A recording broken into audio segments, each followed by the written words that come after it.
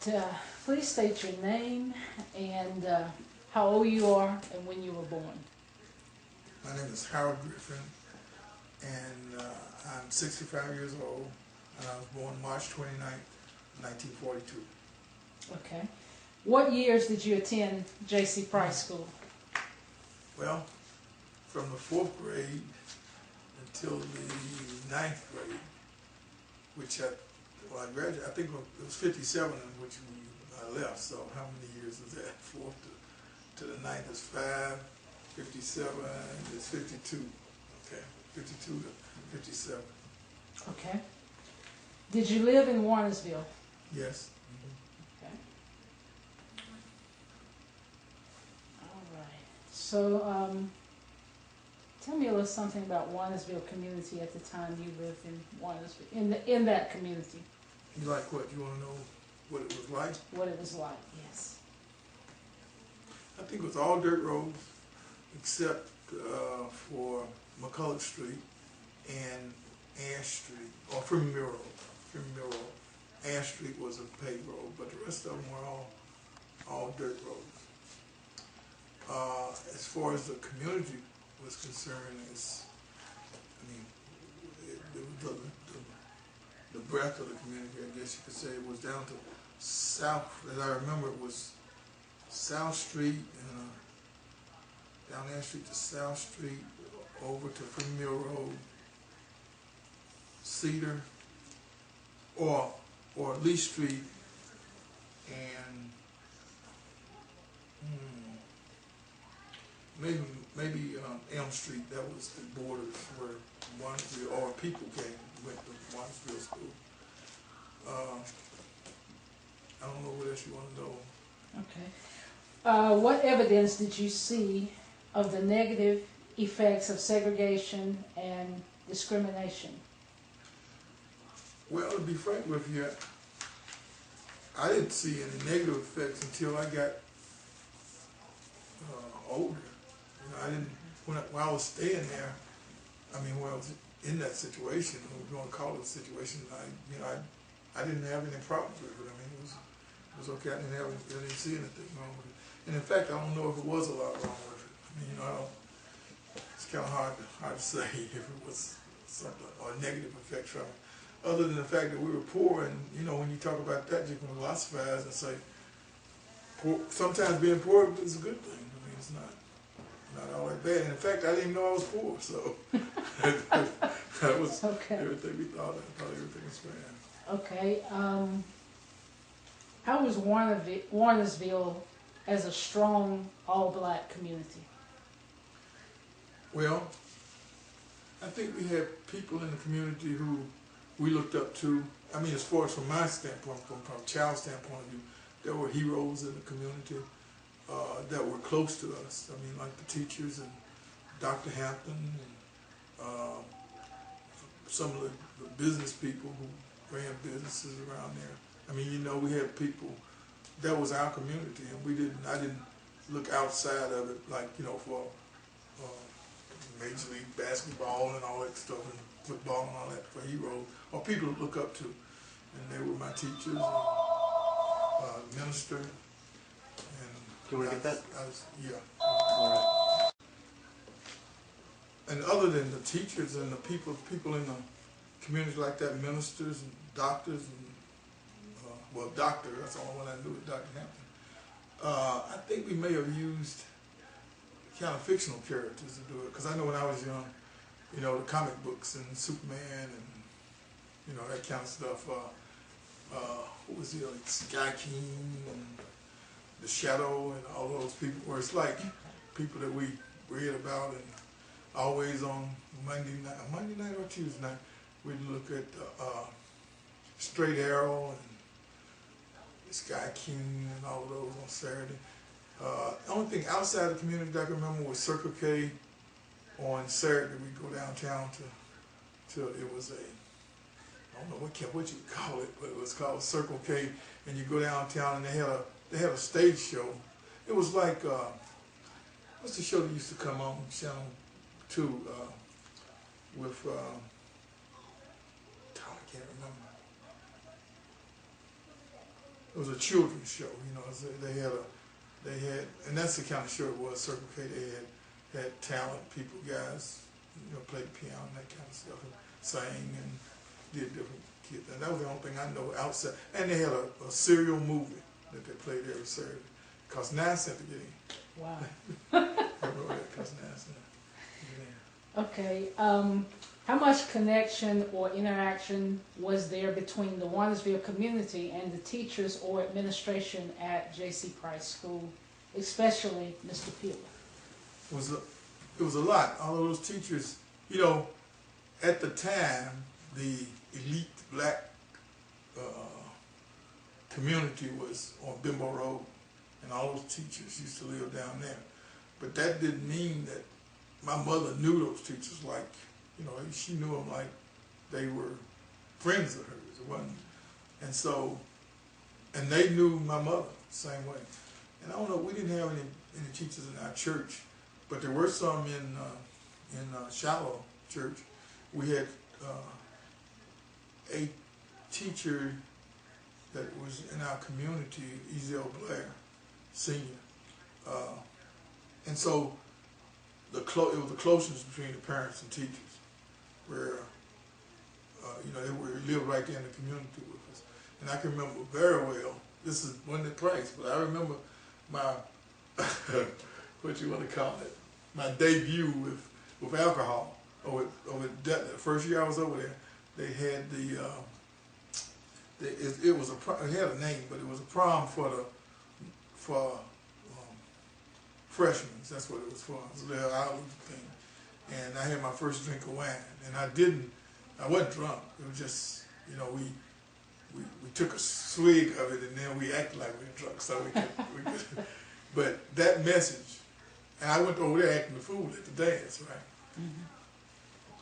That message got back to my house before I got back there that night. And Mama told me to go get in the bed and say, I'll see you in the morning. She saw me early in the morning. So, I mean, that was the kind of closeness that we had. And same thing over when you get a whipping at school, your parents would know about it, and then you get another whipping. You're doing that. It never sided with you. You were always wrong, no matter what. What were some of your memorable things from Price School? Memorable thing? Well, you know, a lot of things, but things that stand out. On May Day, that was always a festive kind of thing, you know, where we had May Day and we picked the May Day Queen and the May Day King, and we wrapped the maypole, and we were out of school and all of that. And I don't know what you mean by memorable, but I guess you mean things that I remember that come to mind. Yes. I remember that it was a little girl. Her name was, I see her now, I talk to her now. She lives out here in the community. I saw her at Price. And that's why this proves to me that falling in love is real natural. There's nothing unnatural about it. Because I was in the second grade, mm-hmm. and she was in the, Miss Wise sent me, they used to pick a person to go get the milk for all the whole class. So I went to get the milk, and she was in line. I won't tell her name because, anyway, she was in line, and I saw her from way back. You know, she had real curly hair, real black curly hair. She was cute, and so from then on, every time it was a duty to go do that. So, but I would volunteer so I could see Best hand. Oh, so, but anyway, we went together. It was real cute because we went together from the second grade to the 9th grade. Well, I know to the 6th grade. But I saw it 2 times the whole time. But the memorable thing I wanted to say about it, when I got over to Price, in the 4th grade, she came that next year, and we used to, at lunchtime, we used to play outside, you know, all the boys would play together. And she came over there with her friend and snuck up on me and kissed me. And when I did talk to her, I told her, don't you ever do that again in front of the boys. I remember that well. The other thing that I remember was in the 4th grade when I got sick during the summer, and I had to go to the hospital. It was a kidney infection, and I was late getting to school. And Miss Fisher, I don't know her first name, she was my teacher. And I just fell in love. She was pretty. I fell in love with her. And I wanted to be in her class. And that was when because of her, was the reason I started taking school serious. Before that, it was not, Miss, I don't know her real name. She had 2 daughters, but I can't remember her name. She's dead now. But those are the things I remember. I remember Miss, I think it was Miss Hampton or somebody, we were going in from play. And she said, she told us to go to the door, to come in, want us to go in. And she said, go to the door and stop. And I went to the door and went on in, boy. And she took that paddle, boy. She would take your hand and hold it back like that and tore my hands up because you get so many, we almost knew how many licks you get for doing things. It was like you knew how many, you get 2 or 3 licks or something like that. And so those are things I remember. Those are some of the things I remember. Okay, how would you judge the quality of education at Price when you were there? Well, I'll tell you, there was some, if you don't have an opinion at the time, it's hard to have one at a later date, And I didn't think, I don't know how serious y'all took elementary school, but I was just in school, you know what I mean? And I didn't realize what school was all about until I got on the Dudley. I was supposed to do good, and those teachers knew me. And I guess I did okay. I probably made, I made C's and C's. I tried to just make a C. I just wanted to get back, the whole time I was over there. And the teacher that really made an impression on me as far as making grades are concerned was, this is at Dudley, I don't know, but she was the one that really made me turn around, was Nell Coley. You ever heard, her? Miss Coley. She gave me I've been used to getting C's, and that was my first year at Dudley. She gave me a D in English. And I went to her, I said, I know I didn't make a D, I know I made a C. She said, every time you make a C in my room, you're going to make a D, because you can do better than that. And I started, from that point on, I made at least a B or A in everything. I made the A and B honor roll. And that didn't happen, I don't know why it didn't happen over the Price. And I always did wish that it had happened earlier. Because I think the teachers, it may have been detrimental. I was talking positive about the teachers knowing my parents. That may have been detrimental, because it's like they wanted you to do good and they kind of just gave you a C, They may have always wanted you to do good. I don't know. But the teachers that I remember were quality people, I'll put it that way. I consider them professional people. Okay. And people I looked up to. Okay. And so, and I assume that they were doing a good job. But I don't know. Some of the kids did better than I did. I put it that way. I don't know. How did the education at Price compare to white schools in Greensboro? Well, I can't answer that because I can't answer that because I didn't ever go to white school. Never did think about it much. One thing that happened while I was at Price, and I don't know, it just didn't make a big deal to me either, but I guess it should have. It was a girl, her name was, well, it makes no difference what her name was. She had claimed, and I guess she had claimed to be white, and she wanted to go to a white school.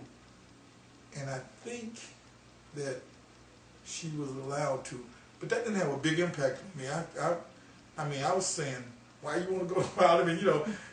I didn't want to go to white school. I didn't want to do that. I wanted to stay at Price. I don't know if I wondered why she would want to go to a white school, and maybe because she knew she had white people in her family or whatever. Maybe that's the reason why she wanted to go. And part 2 to that question is, how did education and segregation and discrimination affect Price? Well, see, maybe I'm different, but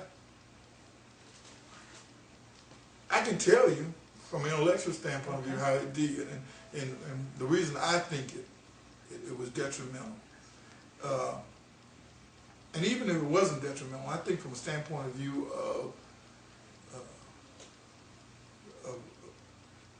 I want my kids to get the same. If it's public education, it should be blind to color. I mean, you know, and regardless of whether it's good or bad, unless they're going to tax me at a different rate than they do other people, you know what I mean? I think I would get the same. I would get the same for my money as anybody else. Just Segregation and discrimination affect Price. I guess I always thought about it as being just getting equal treatment. Unless you're gonna tax me at a different rate than you do other people, we ought to get equal treatment. And the only way you could do that was to integrate. The only way you could get equal treatment, because what would happen is, well, I guess you know what happens. White schools get. I remember getting books from. They were a school right up the street that was a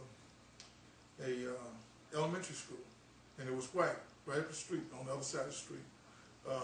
And I remember getting their books. So it was obvious that they were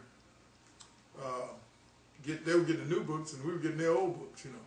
So in order to keep that from happening, unless they, like I said, unless they say, okay, cause you black, we're not gonna tax you like we do other people, you know. That would fix it, I believe. You know, it would fix it, but it might not be satisfactory. But I feel better about it.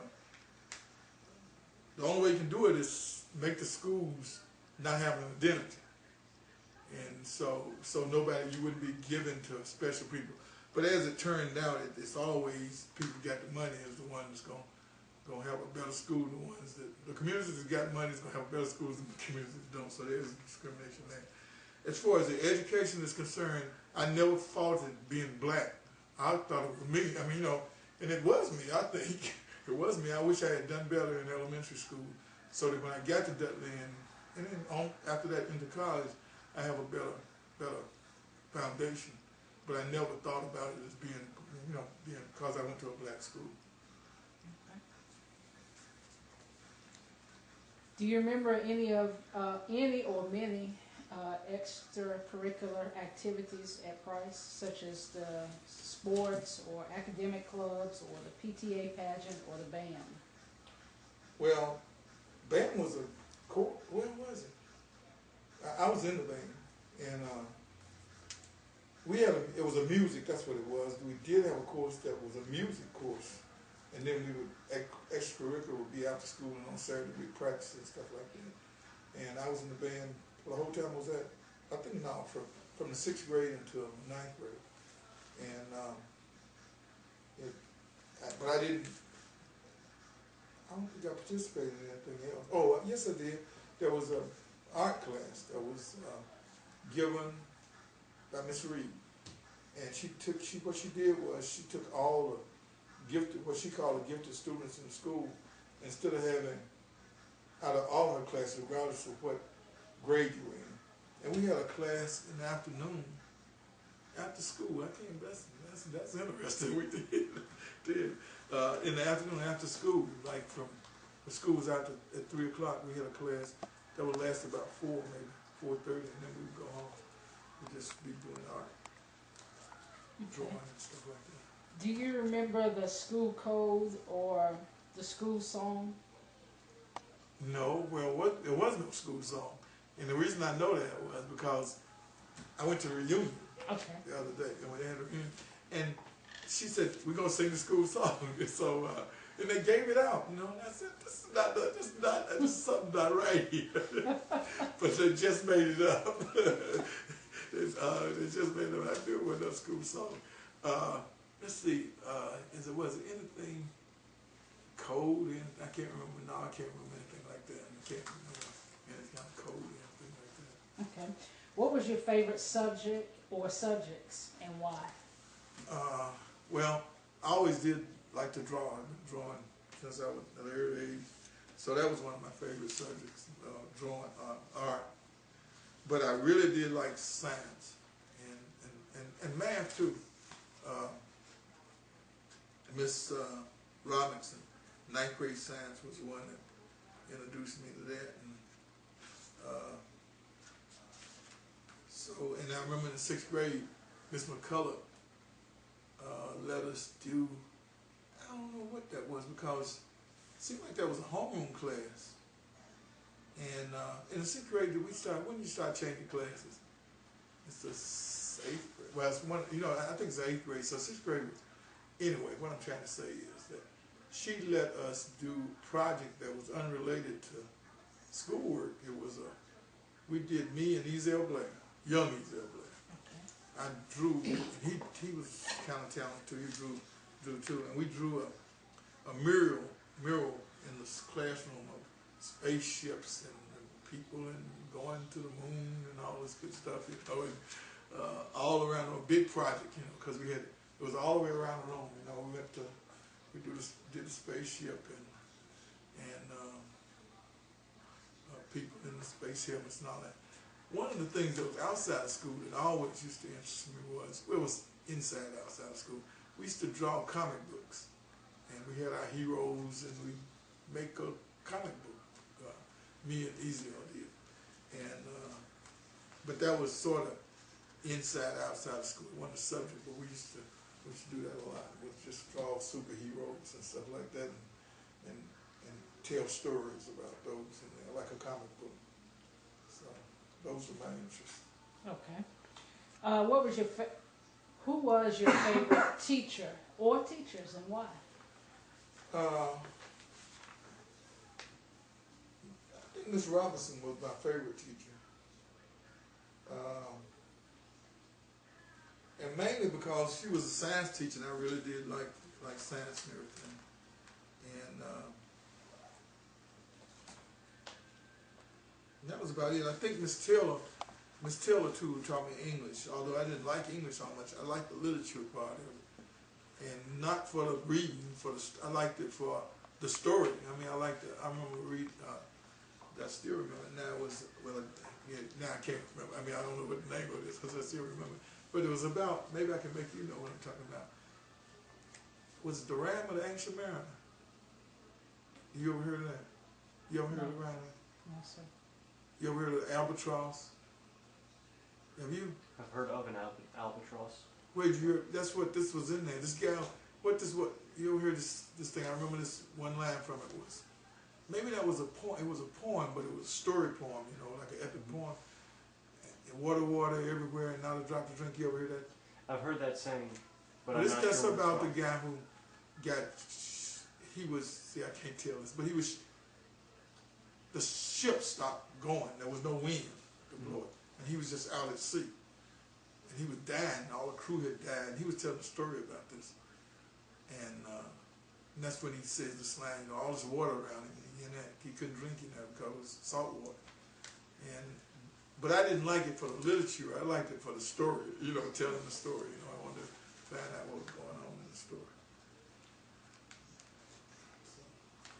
What are your memories or impressions of Principal Peeler? And what sort of disciplinary standards and expectations did he have for students? I remember that he was, you know, you looked at him like the Wizard of Oz, you know how that guy way up there that you hear about, you don't want to never see him, you know, that thing like that. And he had everybody said he had an electric panel.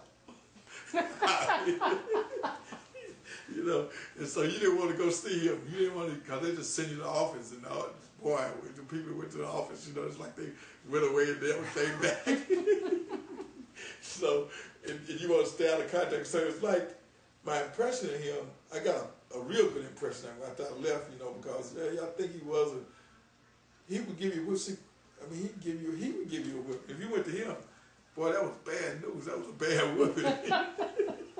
You know, so it was like you didn't want to go to him. You want to get sent to him. And I don't know, he probably didn't do nothing, I bet. But The other person that was like that was Mr. Miller. And Mr. Miller used to, he was in shop.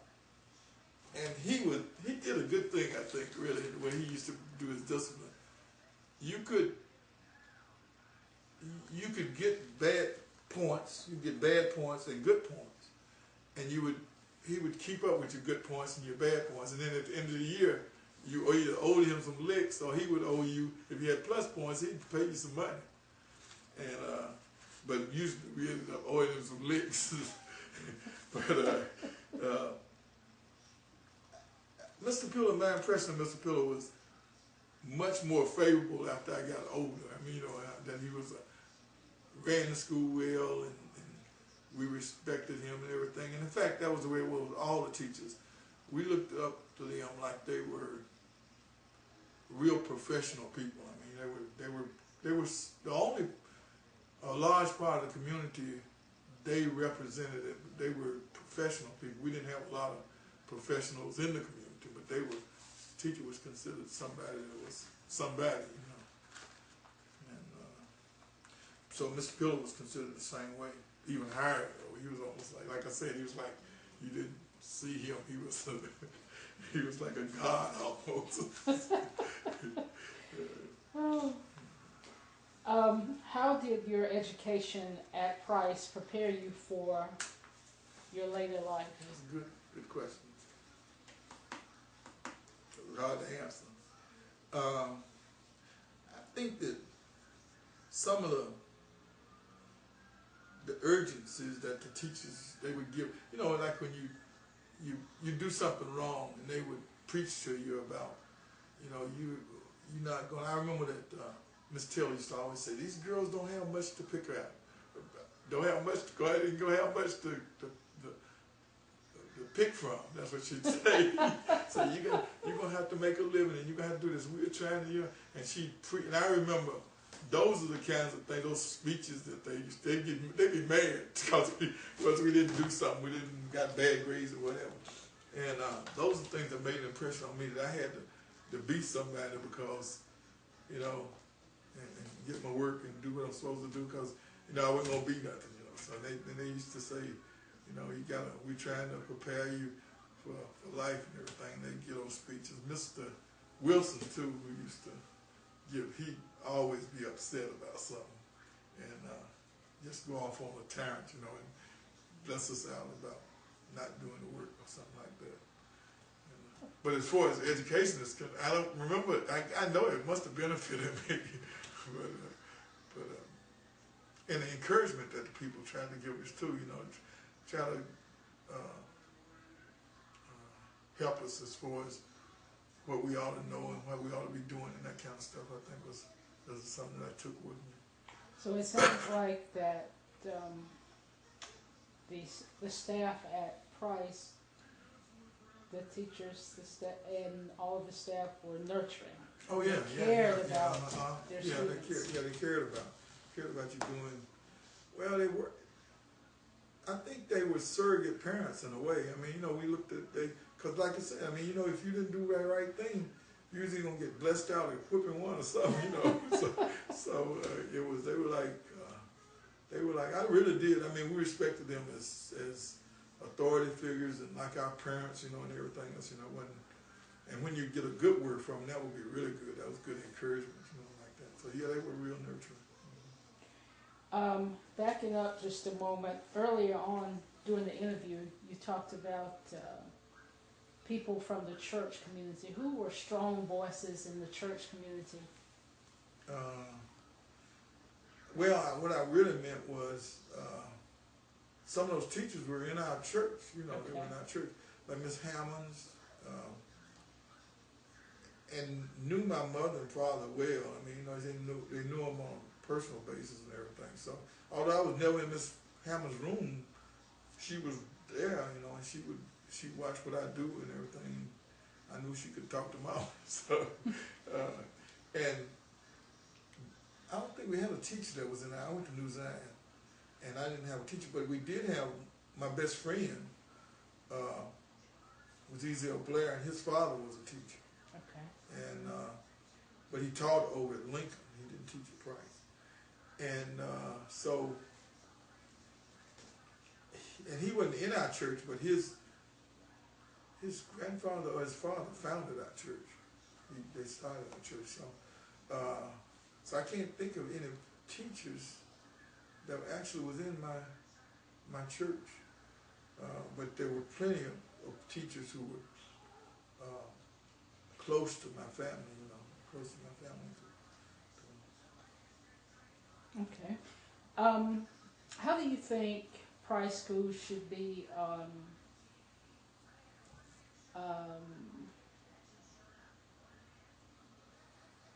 do you think Price School should be commended by Greensboro College today? What do you think should happen to that property? I think that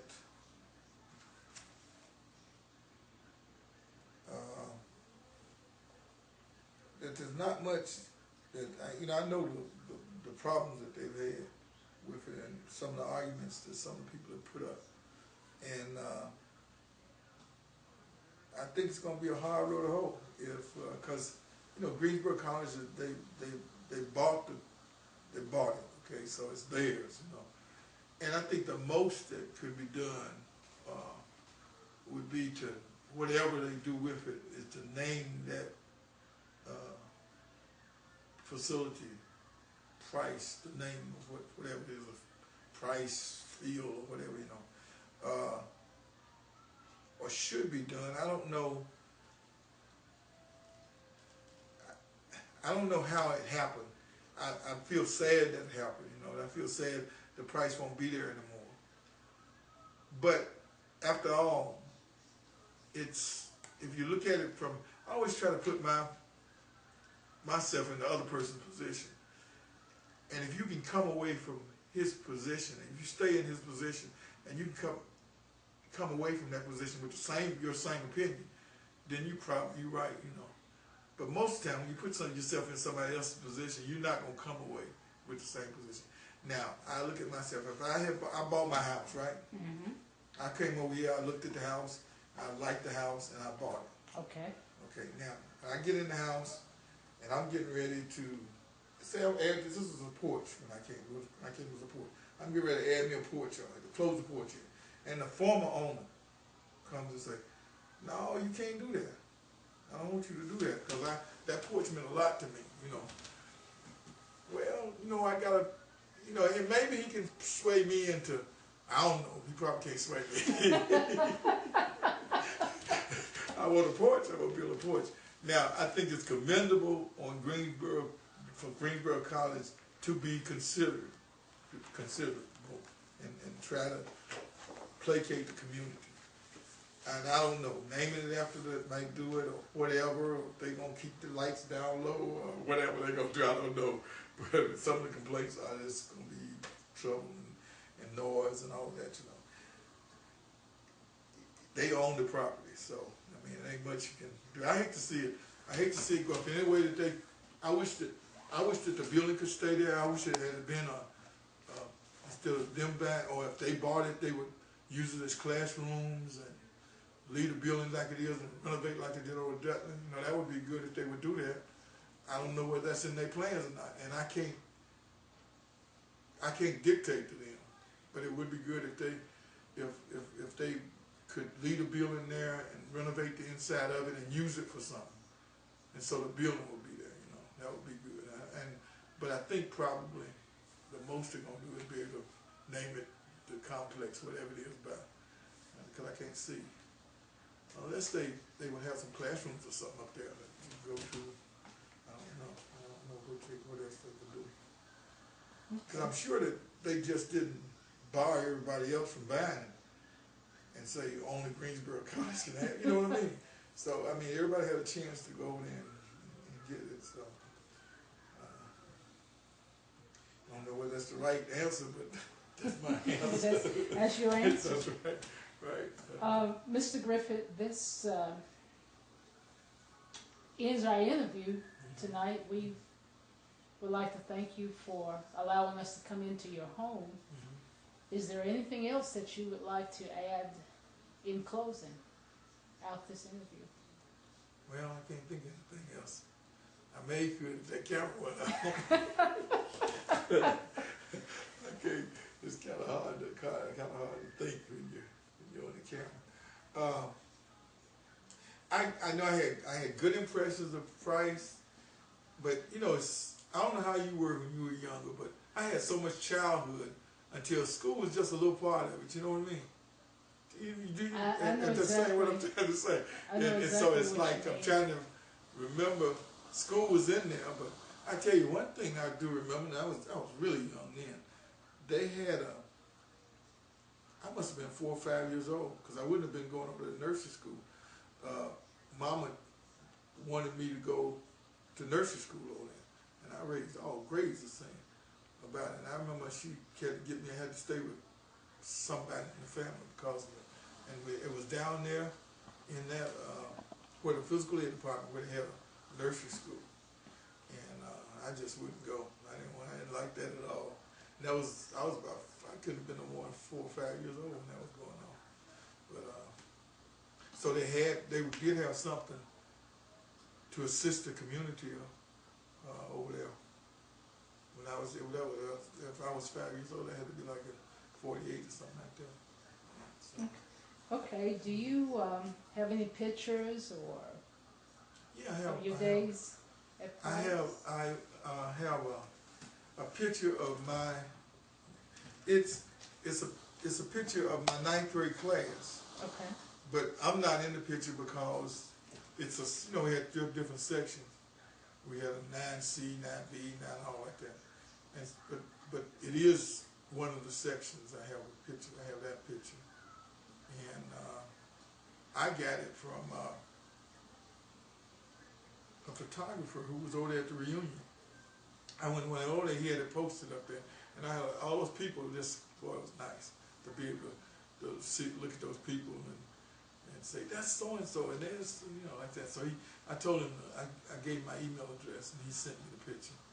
So I got that on the computer. Okay.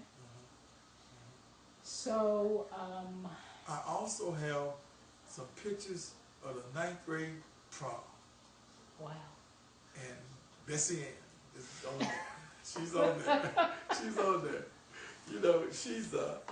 We're real good friends now, though. We're still real good friends. She lives out here and in the community, and I see her every now and then. We always talk. She was a special person. Can't beat that young love. No, you can't. No, you can't. So, your pictures, would you like to share them with us, or? Yeah, I could. Especially if you send me your email address, I'll just send you all of them. If you tell me what your email address is, we can send them to you. In fact, I might be able to find some more. I'm a sort of not history, because I don't look at it that way, and it is history. I'm doing my family tree. Okay. And I've been doing it for the last 30 years. And so I've got quite a bit of information on my family. And but we're both sides of my family came from Georgia. So it's more Georgia history than anything else. But I've got some of that, there's good prices in there. And then I've looked for websites on Price, and you might want to do it too. There is that classmate.com. I think that Price has quite a few people on that website. It's classmates.com. It may be 45 or 50 people, maybe more than that now. But do you know what classmate.com is? Mm-hmm. You might want to do it yourself. Yeah, my granddad used it for a couple months. You might want to look at it. I mean, you can go to you go to classmate.com and put in your high school, and it's probably on there, and you can see classmates from A&T is on there. Even when it's a reunion site, really, not just for classmates. There's even a group of people who have put their names in there. It was at the army base that I was in Germany. So in Landstuhl. So There's a lot of stuff in there, and you can, and prices on there. I'm sure it's, because I'm on the Horace Baker. You don't know Horace Baker? I do. Well, he was in my class, so in fact, he the one who took best hair from me. I tell you that every time I see him. Okay. Horace Baker, and one of the things, this picture I got, and this is strange. The picture I got, Horace Baker, Robert McLaughlin, and what is his name? They're all standing together on the end. Horace Baker, Robert McLaughlin, and another guy. And you know, they all were ministers. All three of them, they stand right together. Wow. What is his name? Frank Williams. Frank Williams. Frank Williams. You know, clown. We used to call him Clown Hat because he had a birthmark over his eye. And so they were standing together on this picture I got. When they send the picture, you see him. You know, Robert McLaughlin is a minister. I think I know McLaughlin. And they're standing together on the picture, all three of them. And Janice Allen, you know Janice Allen? I think so. You know, I can make you know her. Okay. You know David Richmond. You heard that name? David Richmond. See that? I told you. He was one of the four who went in to sit in up there. Janice is his wife, or was his wife. He's dead now. Okay. I used to be in love with Janice too. She was tough. Ezel Blair, you know, he was one of the four. And in fact, that was my graduating class at A&T. Okay. Ezel, Frank McLean, and Joe McNeil. They were all in my graduating class. And what's his name? I'm a name dropper. What's his name? And I have a hard time remembering his name because he wasn't really involved in it, but he tried. He's the same way now. Jesse Jackson. He got in on in the end of it and tried to be a leader. That's where he is now. I better shut y'all taping this. Anyway, so it was fun. She with me, Ezel, Janice, and me were in the same classroom from the 1st grade to the 12th grade. Wow. And we didn't do. I mean, we didn't try to stay together. We just stayed together. But I remember there were good days, and I don't have much to compare it to except when my daughters went to Dudley. And I do think I know times have changed, but I do think Dudley is worse, or it was worse when she was over there than it was when we were over there. Because we didn't do stuff. I mean, chewing, you know what was bad doing in school? Chewing gum. That was bad. I mean, now smoking marijuana is bad. You know, chewing gum, and you chewing, and right now, I remember this to this day. I have a hard time thinking good thoughts about a person that's up either giving a speech or on a stage or whatever, they're chewing gum. Because it's not right. But there's nothing wrong with it, you know what I mean?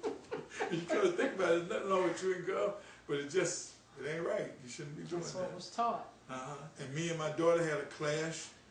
She's 30 now, she's teaching now. And I never forget, she wanted to wear shorts to Dudley.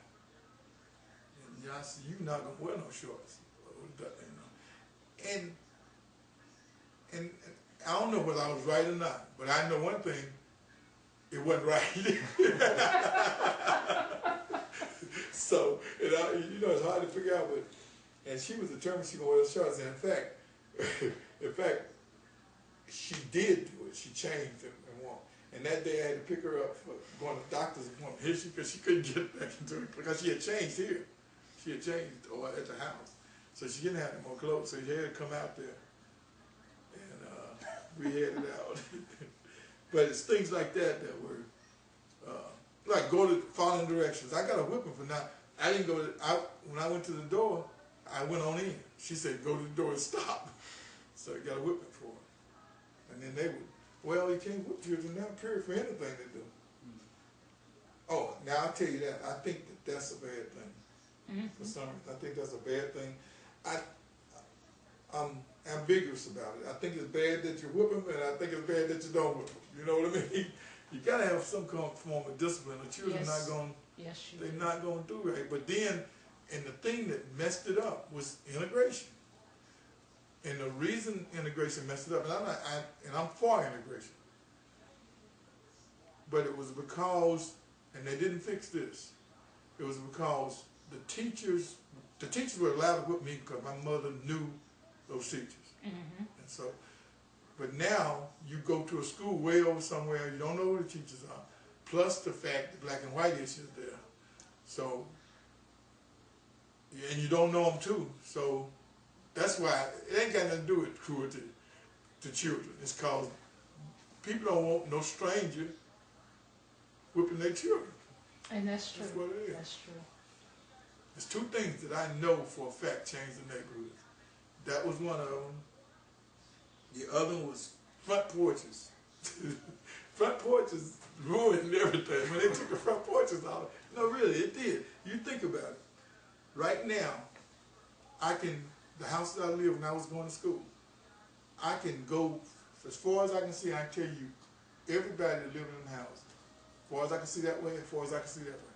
And the reason was because it was another thing, to air conditioning. We had to go on the front porch in the summertime. So, because it's hot, you stay in the house. So you stay on the front porch. So you saw everything in the neighborhood. You saw who was going to the house, you know, who was in and out, you know. There wasn't no lockup because everybody was outdoors. Wasn't no lockup. But now I've been here 20 years. You asked me to name the people on this street. I don't know. I mean, the reason because in the wintertime I stay in the house because it's cold. In the summertime I stay in the house because it's hot. And I don't go on the front porch. So I don't know who in this neighborhood. I know that lady in front of the person in front. Only reason I know the people in front of me because they have a child. He's gone now. I don't know these people that just moved in. You just don't get to know people because you don't see them, so you don't know them. And it's because they start putting stoops on the front porch and the air conditioning down. That's it. That's it. All they got to we can start this neighborhood crime and the whole bit. All they got to do is put big porches on the front and outlaw air conditioning. And all that crime could lead the neighborhoods. That solve all our problems. Put grandma back on the front porch. That's right. A rocket ship. That's right. And she knew what was going on. Knew exactly what was going on in the neighborhood. So I look back at it as a good thing. I mean, I really do. Some bad things about it, but it was a good thing. So we took care of the poor kids. I remember that there was, and I wonder where he is now. His name was, I won't say his name anyway, but he used to take my lunch. Every day he'd take my lunch. So I told Mama about it. Mama said, well, he must be hungry. So she used to put from the 3rd grade to the 9th grade, I carried, in my lunch was a sandwich for him and an apple, whatever I had, he ate, and I gave it to him. Because I didn't even hardly eat my lunch anyway, so. Because like to this day, I can't stand them big red apples. Because you can't eat them all. I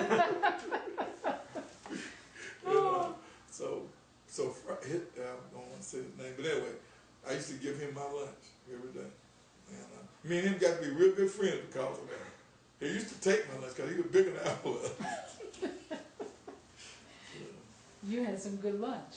Yeah, well, you know what I had? I had bologna sandwiches, an apple every day from the 3rd grade to the 9th grade. I had a bologna sandwich, an apple, a banana, and an orange every day. And I can't stand bologna sandwiches now.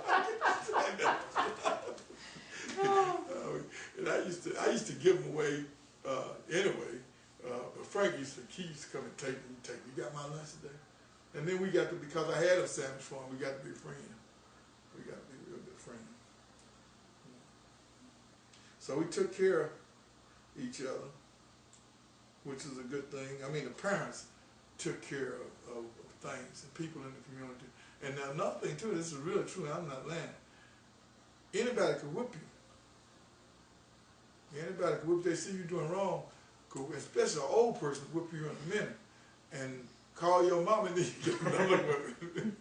Get another whipping. And now kids don't have no respect for you, boy. They ain't got nothing to do with they don't, they cuss and everything else. I'm going back there. I'm back up to A&T, and I really see a change in the way, and I still don't know whether it's good or bad. But I was telling somebody the other day that it used to be a time when girls, I don't know how they acted when they were around other girls, but they acted way around guys, and that was they didn't curse, they didn't, you know, they were all, you know, nice people, and we did the same thing. No, we might curse a little bit, but boy, those girls on the A&T's, nice little pretty girls, but they be cursing like saying everything, just saying everything you just say. And I mean out loud, walking down, you know, it's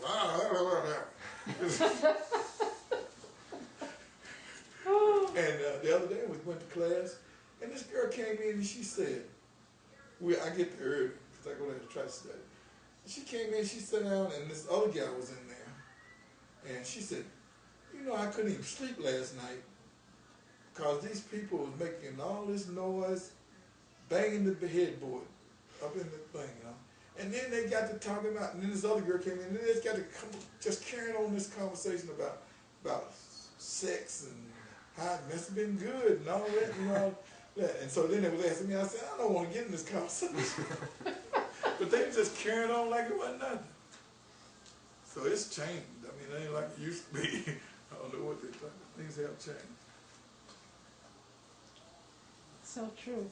Well, again, thank you, sir, for allowing us to come into your home. I enjoyed it. I don't know what I enjoyed being on camera.